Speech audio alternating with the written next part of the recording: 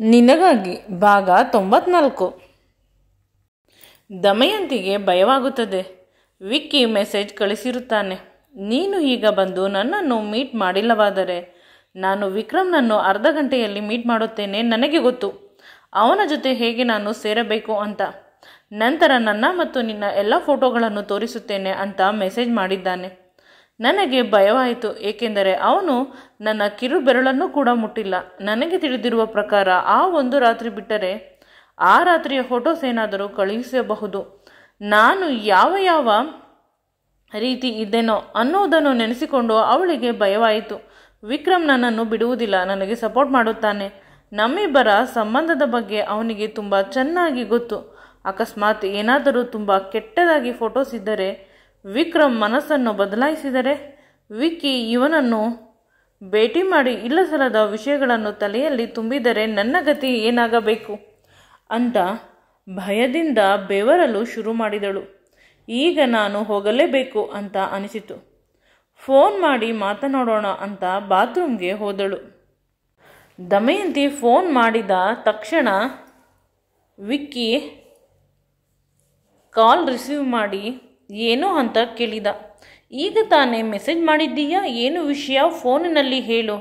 ನಾನು ನಿನ್ನನ್ನು ಮೀಟ್ ಮಾಡುವುದಿಲ್ಲ. ಅಕಸ್ಮಾತ್ ವಿಕ್ರಮ್ಗೆ ಗೊತ್ತಾದರೆ ಅವನಿಗೆ ಬೇಸರವಾಗುತ್ತದೆ. ನಮ್ಮಿಬ್ಬರ ಸಂಬಂಧ ಮುಗಿದು ಹೋಗಿದೆ. ನಾನು ವಿಕ್ರಮ್ ಜೊತೆ ನೆಮ್ಮದಿಯಾಗಿ ಇದ್ದೇನೆ.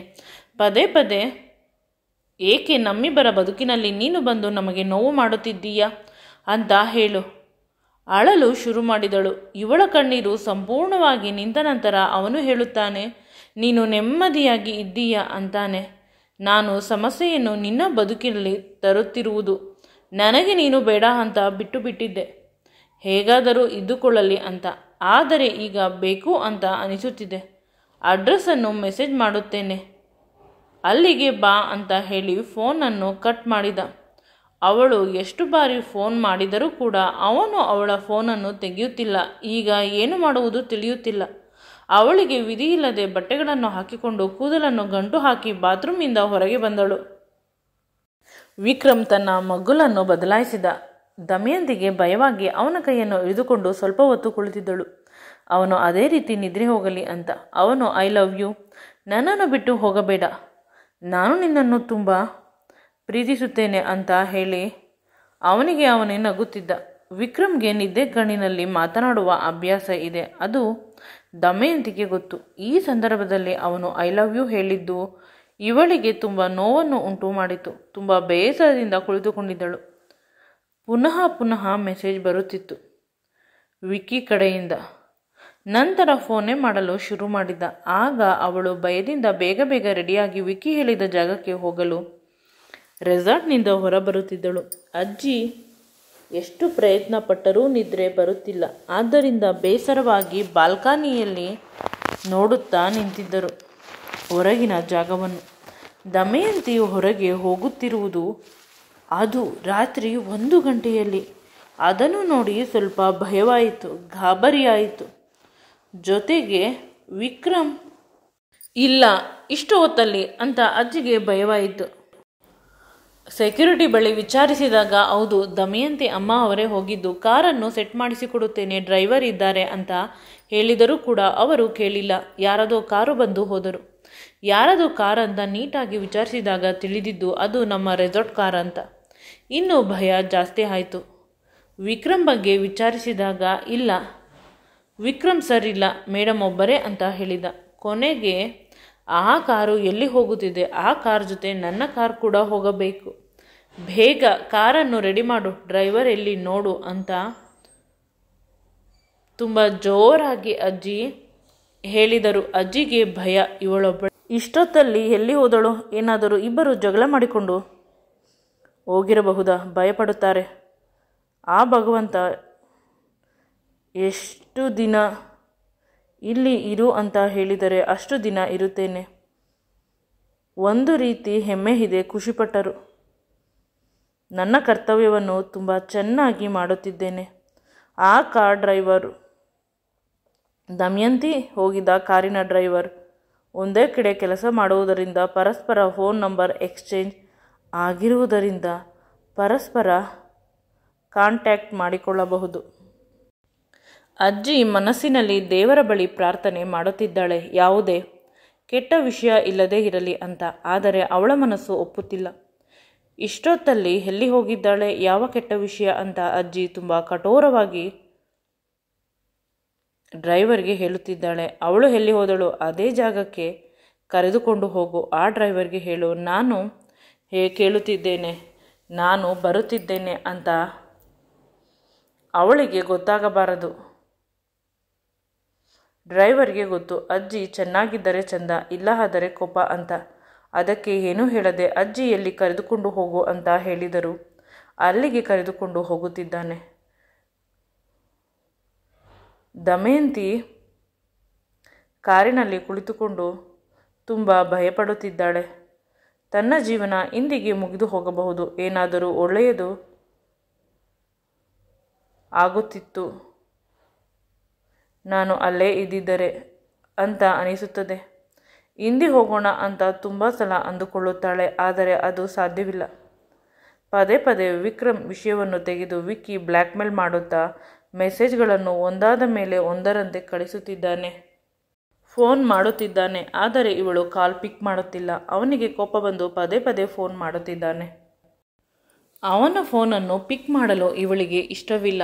ಫೋನನ್ನು ಎಸೆಯಬೇಕು ಅಂತ ಅಂದುಕೊಳ್ಳುತ್ತಾಳೆ. ಆದರೆ ಅಷ್ಟರಲ್ಲಿ ವಿಕ್ರಮ್ ನೋಡಬೇಕು ಅಂತ ಅನಿಸಿ ಗ್ಯಾಲರಿಗೆ ಹೋಗಿ ಅವಳ ಎಲ್ಲ ಫೋಟೋಸನ್ನು ನೋಡುತ್ತಿರುತ್ತಾಳೆ. ಅದು ವಿಕ್ರಮ್ ಜೊತೆ ಇರುವುದು. ವಿಕ್ರಮ್ ಎಷ್ಟು ಮುದ್ದಾಗಿದ್ದಾನೆ, ಎಷ್ಟು ಚೆನ್ನಾಗಿ ಇದ್ದಾನೆ, ಅದಕ್ಕಿಂತ ತುಂಬ ಚಂದ ಇವನ ಮನಸ್ಸು ಅಂತ ಫೋಟೋದಲ್ಲಿರುವ ಅವನಿಗೆ ಮುತ್ತು ಕೊಟ್ಟಳು. ಇಷ್ಟೊತ್ತಲ್ಲಿ ನಾನು ನನ್ನ ಪ್ರೀತಿಯ ಗಂಡನನ್ನು ರೂಮಿನಲ್ಲಿ ಬಿಟ್ಟು ಅವನಿಗೆ ಹೇಳದೆ ಪರಪುರುಷನನ್ನು ಭೇಟಿಯಾಗಲು ಹೋಗುತ್ತಿದ್ದೇನೆ. ಪ್ರಪಂಚ ಇದನ್ನು ಯಾವ ರೀತಿ ವ್ಯಾಖ್ಯಾನಿಸಬಹುದು ಅಂತ ಅವಳಿಗೆ ತುಂಬ ನೋವಾಗುತ್ತಿದೆ. ಪ್ರಪಂಚಕ್ಕಿಂತ ಹೆಚ್ಚಾಗಿ ವಿಕ್ರಮ್ ಇದನ್ನು ಯಾವ ರೀತಿ ತೆಗೆದುಕೊಳ್ಳುತ್ತಾನೆ. ಸಡನ್ನಾಗಿ ಅವಳಿಗೆ ಅಜ್ಜಿ ನೆನಪಾದರು. ಅಜ್ಜಿ ಮತ್ತು ಶಾಂತಿ ಕೂಡ ನಾವು ಉಳಿದುಕೊಂಡಿರುವ ಜಾಗದಲ್ಲಿ ಉಳಿದಿರುವುದು.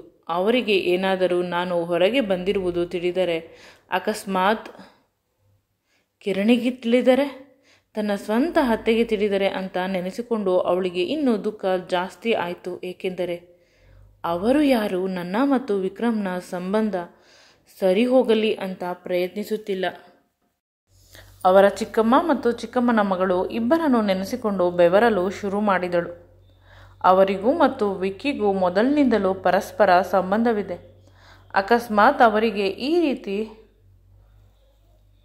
ಅವರೇ ಮಾಡಿಸಿರಬಹುದು ವಿಕ್ಕಿಯ ಕೈಯಲ್ಲಿ ಅನ್ನುವ ಅನುಮಾನ ಜಾಸ್ತಿಯಾಗಿ ಇನ್ನೂ ಭಯ ಶುರುವಾಯಿತು. ಯಾವುದೇ ಕಾರಣಕ್ಕೂ ನಾನು ಮಾತ್ರ ವಿಕ್ಕಿಯನ್ನು ಮೀಟ್ ಮಾಡಲು ಸಾಧ್ಯವೇ ಇಲ್ಲ ಅಂತ ಅಂದುಕೊಂಡು ಅವಳು ಡ್ರೈವರ್ಗೆ ಹೇಳಬೇಕು, ನಾನು ರಿಟರ್ನ್ ಹೋಗುತ್ತೇನೆ ಅಂತ. ಅಷ್ಟರಲ್ಲಿ ಒಂದು ಫೋಟೋ ವಿಕ್ಕಿ ನಂಬರಿಂದ ಇವಳ ನಂಬರ್ಗೆ ಬಂತು. ಅದನ್ನು ನೋಡಿ ಬೆಚ್ಚಿದಳು. ಇದು ನನ್ನ ಫೋಟೋ ಅಲ್ಲ. ಅದು ಹೇಗೆ ಬಂತು ಅವಳಿಗೆ ಅರ್ಥವಾಗುತ್ತಿಲ್ಲ. ವಿಕ್ಕಿ ಮತ್ತು ದಮಯಂತಿ ತುಂಬ ಇಂಟಿಮೇಟ್ ಆಗಿರುವ ಫೋಟೋ ಅದಾಗಿತ್ತು. ಅದನ್ನು ನೋಡಿ ಬೇಸರವಾಯಿತು. ಕಣ್ಣುಗಳಿಂದ ನೀರು ಟಪಟಪನೆ ಫೋನಿನ ಮೇಲೆ ಬೀಳಲು ಶುರುವಾಯಿತು. ಕೆಳಗೆ ಮೆಸೇಜ್ ಇತ್ತು, ಇದು ಕೇವಲ ಸ್ಯಾಂಪಲ್, ಇದಕ್ಕಿಂತ ದೊಡ್ಡ ದೊಡ್ಡ ಫೋಟೋಗಳು ಇದೆ, ಝೂಮಿಂದ ತೆಗೆದಿರುವುದು ಅಂತ ಹೇಳಿದ ತಕ್ಷಣ ಅವಳಿಗೆ ತಲೆ ಸುತ್ತು ಬಂದಂತೆ ಆಯಿತು. ಇನ್ನು ನನಗೆ ಯಾವುದೇ ದಾರಿ ಇಲ್ಲ, ಅವನನ್ನು ಮೀಟ್ ಮಾಡಲೇಬೇಕು ಅಂತ ಗಟ್ಟಿ ಮನಸ್ಸು ಮಾಡಿ ಕುಳಿತಳು ಕಾರಲ್ಲಿ. ವಿಕ್ರಮ್ ಮತ್ತು ನನ್ನ ಸಂಬಂಧ ಏನಾಗುತ್ತದೆ ಅನ್ನುವ ಭಯದಿಂದ ದಮಯಂತಿ ಕುಳಿತಿದ್ದಾಳೆ. ವಿಕ್ರಮ್ ಇಲ್ಲದ ಬದುಕನ್ನು ಅವಳಿಗೆ ನೆನೆಸಿಕೊಳ್ಳಲು ಕೂಡ ಸಾಧ್ಯವಾಗುತ್ತಿಲ್ಲ. ಅತ್ತ ವಿಕ್ರಮ್ ತುಂಬ ಗಾಢವಾಗಿ ನಿದ್ರಿಸುತ್ತಿದ್ದಾನೆ. ಪದೇ ಪದೇ ನಿದ್ರೆಗಣ್ಣಿನಲ್ಲಿ ಅವಳ ಜೊತೆ ಮಾತನಾಡುತ್ತಿರುವ ರೀತಿ, ಕನವರಿಸುತ್ತಿರುವ ರೀತಿ. ಅವಳ ಒಂದು ದಪ್ಪನೆಯ ಪಿಲ್ಲೋವನ್ನು ಅವನ ಪಕ್ಕ ಇಟ್ಟು ಬಂದಿದ್ದಾಳೆ. ಅವನು ಅದನ್ನು ಗಟ್ಟಿಯಾಗಿ ತಬ್ಬಿಕೊಂಡಿದ್ದಾನೆ. ದಮಯಂತಿ ಅಂತ ಅಂದುಕೊಂಡು. ವಿಕ್ರಮ್ಗೆ ಪರಿವೇ ಇಲ್ಲ. ದಮಯಂತಿ ತನ್ನನ್ನು ಬಿಟ್ಟು ಹೋಗಿದ್ದಾಳೆ, ರೂಮನ್ನು ಲಾಕ್ ಮಾಡಿಕೊಂಡು ಅಂತ. ಹೊರಗೆ ಇದ್ದ ಎಲ್ಲ ಸ್ಟಾಫ್ಗಳಿಗೆ ಅವಳು ಹೇಳಿ ಬಂದಿದ್ದಳು, ವಿಕ್ರಮ್ ಸರ್ಗೆ ಈ ವಿಷಯವನ್ನು ಹೇಳಬೇಡಿ, ಅವರು ತುಂಬ ಚೆನ್ನಾಗಿ ನಿದ್ರೆ ಮಾಡುತ್ತಿದ್ದಾರೆ, ಬೆಳಿಗ್ಗೆ ಅವರಿಗೆ ತುಂಬ ಇಂಪಾರ್ಟೆಂಟ್ ಮೀಟಿಂಗ್ ಇದೆ, ಯಾರೂ ಡಿಸ್ಟರ್ಬ್ ಮಾಡಬಾರದು ಅಂತ ವಾರ್ನ್ ಮಾಡಿ ಬಂದಿದ್ದಳು. ವಿಕಿಯ ಮೇಲಿನ ಎಲ್ಲ ಕೋಪವನ್ನು ಆ ಕೆಲಸದವರ ಮೇಲೆ ತೋರಿಸಿದ್ದಳು. ಆದರೆ ಇಲ್ಲಿ ಅಜ್ಜಿ ಇವರಿಬ್ಬರ ಮಧ್ಯೆ ಸಿಕ್ಕಿ ಹಾಕಿಕೊಂಡಿದ್ದಾಳೆ. ಅವಳ ಕೊನೆಯ ಆಸೆ ಅಂದರೆ ಅದು ವಿಕ್ರಮ್ ಮಾತ್ರ. ಅವನ ಸಂಸಾರ ಚೆನ್ನಾಗಿ ಇರಬೇಕು ಅನ್ನುವುದು ಅಜ್ಜಿಯ ಆಸೆ. ಆದರೆ ಈ ವಿಡಿಯೋ ನಿಮಗೆ ಇಷ್ಟವಾಗಿದ್ದಲ್ಲಿ ನನ್ನ ಚಾನಲನ್ನು ಲೈಕ್ ಮಾಡಿ, ಶೇರ್ ಮಾಡಿ ಮತ್ತು ಸಬ್ಸ್ಕ್ರೈಬ್ ಮಾಡಿ. Thank you for watching. Thank you for loving.